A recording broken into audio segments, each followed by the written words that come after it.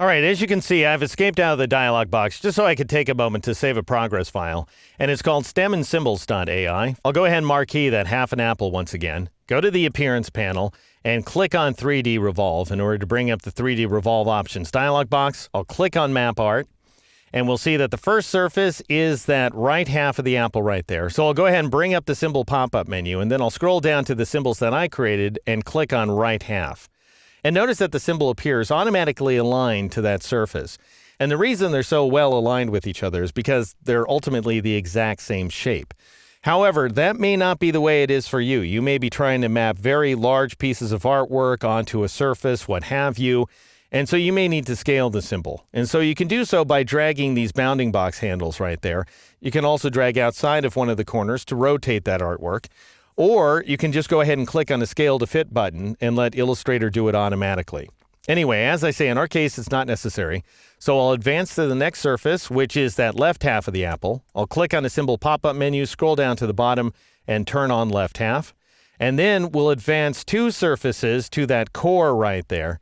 And I'll once again bring up the symbol menu, scroll to the bottom, and click this time on core. Now, in this case, my artwork isn't scaled to the right size because, after all, I don't know how big that core is, so I just went ahead and drew any old rectangle. Illustrator's gone ahead and scaled it in this space, but I may need to do some further scaling by dragging these bounding box handles like so, and I just want to make sure it more or less covers up that surface.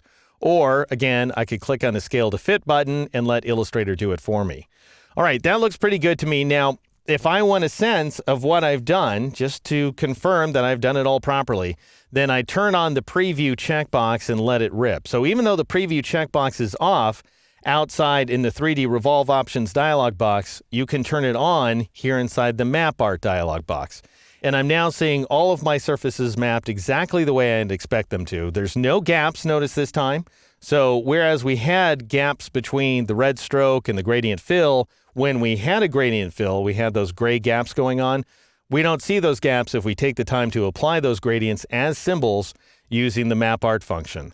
Now, notice there's a couple of checkboxes down here at the bottom. We've got Shade Artwork, and that's a pretty important one because basically the idea, notice that Illustrator is shading the surfaces that I haven't mapped artwork onto. However, anything that I've mapped artwork onto is being covered up by the art, so we're not shading those areas at all. If you want to bring the symbols into the shading, then you need to turn on that checkbox. And it's a good idea to at least check things out and see if you like the effect. Now, it is very slow. The checkbox hasn't even responded to the fact I clicked on it. Now we're seeing a progress bar, which is nice. And now we're seeing the shading and the checkbox on. And I don't like it at all. I think it looks muddy and murky and pretty well awful. So I'm going to turn that checkbox off. But I don't want to wait for another preview, so I'm just going to turn the preview checkbox off this time, then turn the checkbox off. Notice that we also have this invisible geometry checkbox. That just goes ahead and allows you to see through unmapped surfaces. We don't want that either. We don't want a hollow apple. So I'll go ahead and click OK to accept those modifications. Don't need to preview. I'm pretty sure everything's just fine. I'll click OK again in order to escape the dialog box. Then you'll wait for a progress bar or two, and you'll see the effect previewed inside the illustration window. All right, now, I like the way this looks, but I don't love it. I do want some kind of shading going on. I didn't like what Illustrator came up with, so I'm going to come up with something of my own, and I'll show you what that looks like. Switch over to the Layers panel, turn on the More layer, again, if you're working along with me, and then twirl it open, and notice that there's one hidden object called Shade. Go ahead and turn that object on, and all it is, if I meatball it, you'll see that it's just an ellipse.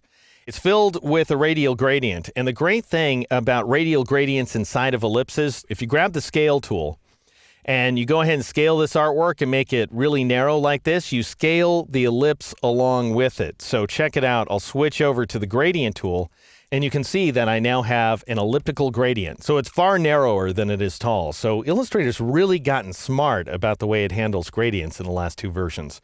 Anyway, I don't want that, so I'll press Control-Z, Command-Z on the Mac, to undo that scale. Press the V key to switch back to the black arrow tool so I get rid of the gradient annotator.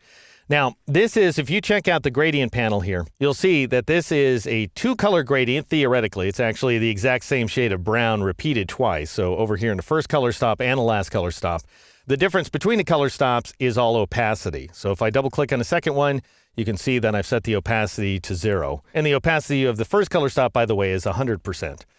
Now then, I want to create some interaction between this shape and the background. So I'm going to go up to opacity here in the control panel, and I'm going to change the blend mode from normal to hard light. That's the one that just ended up producing the best effect. And I end up getting this effect right here. So a little bit of shading on the inside of that apple. And that's it. All right, so I'll go ahead and close that panel. And you know what? I'm going to bring this object into the apple layer. So I'll drag that orange square down into the apple layer like so. And then I'll go ahead and twirl close more and turn off that layer as well. And you know what? That doesn't look quite right to me. That's too much color on the interior of that apple. So I think I'll back off the opacity. I'm going to twirl open the apple layer, because that's where the shade object is now, and click on it. That is meatball it to make it active. And then I'll go back up to my opacity value, and I'm going to reduce it to, say, 50% in order to achieve that effect. And I think that looks much better. So this is what the interior of the apple looks like without that shading, if I turn the shade object off. And this is what it looks like with that effect. So just a little bit of colorful shading to indicate sort of that brownness toward the center of the apple. In the next exercise, we're going to customize the lighting effects that are applied to the exterior of the object.